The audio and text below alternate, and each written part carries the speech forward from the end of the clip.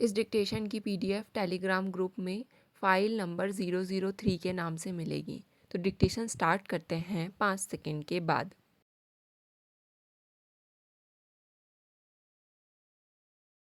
महोदय, भ्रष्टाचार उन्मूलन का प्रश्न हो अथवा चुनाव में धन, बल और बाहुबल के दुरुपयोग का, प्रदूषण की समस्या हो या सफाई की, जातिवाद झगड़ों की बात हो या सांप्रदायिक उन्माद की, पुलिस ज्यादतियों की समस्या हो अथवा सरकारी अधिकारियों की संवेदनशीलता की, इन सभी बातों के लिए अंतिम अदालत सर्वोच्च न्यायालय ही नहीं बल्कि जनता भी है। आज जो छोटे छोटे संगठन इन प्रश्नों को लेकर न्यायपालिका के दरवाजे खटखटाने का छोटा रास्ता अपना रहे हैं, कदापि उन्हें यह सोचना होगा कि वे इस रास्ते से न्यायपालिका को विवादों के दलदल में घसीटकर जिस अदालतशाही ढांचे को दावत दे रहे हैं, वह कभी तानाशाही का रूप ले सकता है। न्यायपालिका में हमारी आस्था ज़रूर होना चाहिए, पर उससे पहले कहीं अधिक अनिवार्य है जनता का अपने आप में अपना विश्वास और अपनी सामर्थ्य का आकलन। श्रीमान, जनतंत्र को मजबूत बनाने की दिशा में आज देश को एक व्यापक आंदोलन की ज़रूरत बहुत महसूस हो रही है। गांव-गांव में, नगर-नगर में नागरिक परेशान और हताश हो रहा है। हर आदमी परेशान, सामर्थ्य और धन के अभाव में अदालत के चौखट पर नहीं पहुंच पाता है। वह अत्याचार के विरुद्ध कौन से न्यायालय में जाकर गुहार कर सकेगा? ऐसी स्थिति में उसे संगठित करने की आवश्यकता है। वह कार्य कौन करेगा?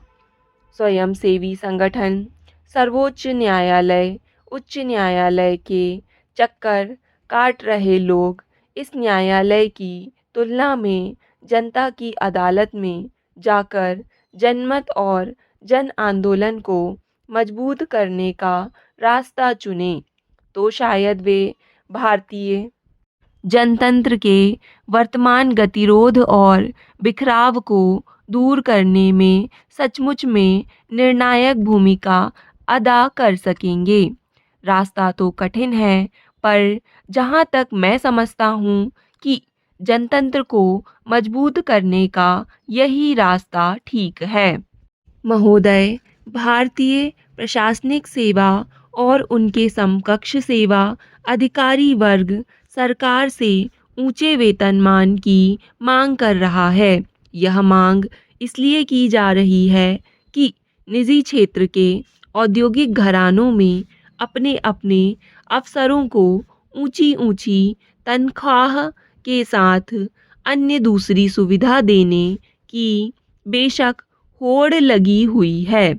यदि वेतनमान के आधार पर हैसियत तौली जाने लगेगी तो राष्ट्रपति, प्रधानमंत्री और सर्वोच्च न्यायालय के मुख्य न्यायाधीश की क्या हैसियत रह जाएगी? वेतनमान के आधार पर सामाजिक प्रतिष्ठा सामंतवादी मनोवृत्ति का परिचायक बनती जा रही है।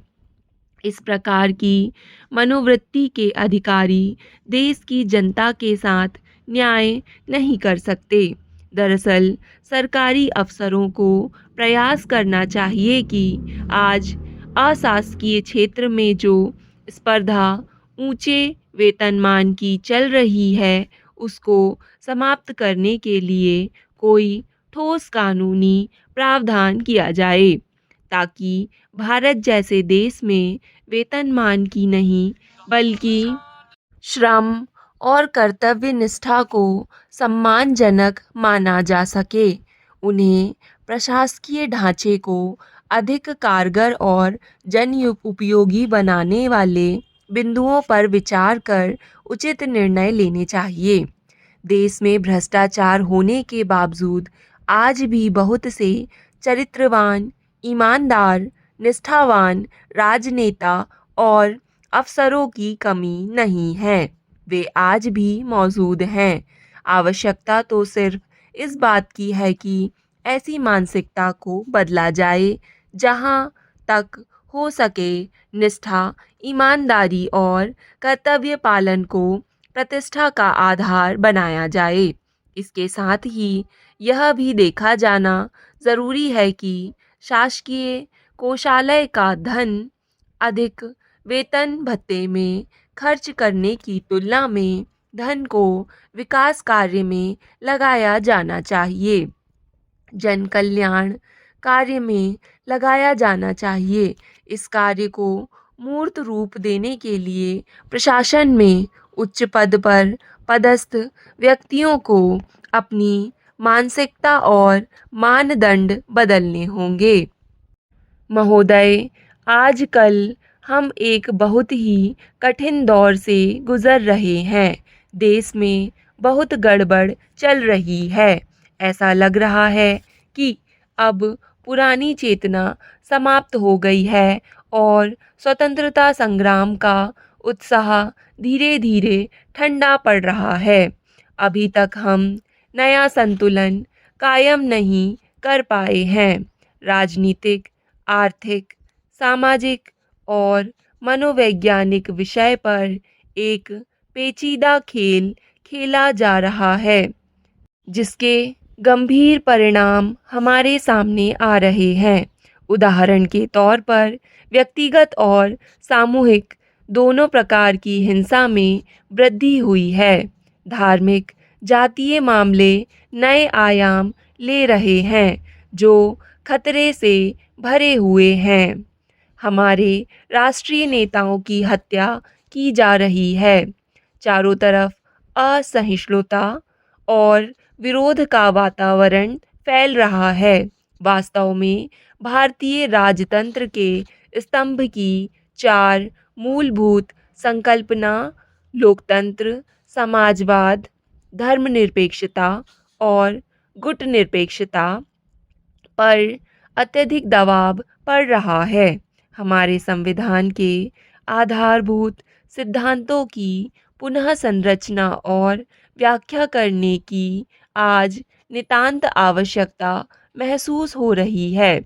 बदली हुई परिस्थिति में संभवतः हमें कुछ प्रतिष्ठित विश्वास, जिनमें हम पल भर कर बड़े हुए हैं, के प्रति बौद्धिक ईमानदारी दिखाने की आवश्यकता है और हमें निश्चित ही आने वाली चुनौतियों का दृढ़तापूर्वक सामना करना पड़ेगा।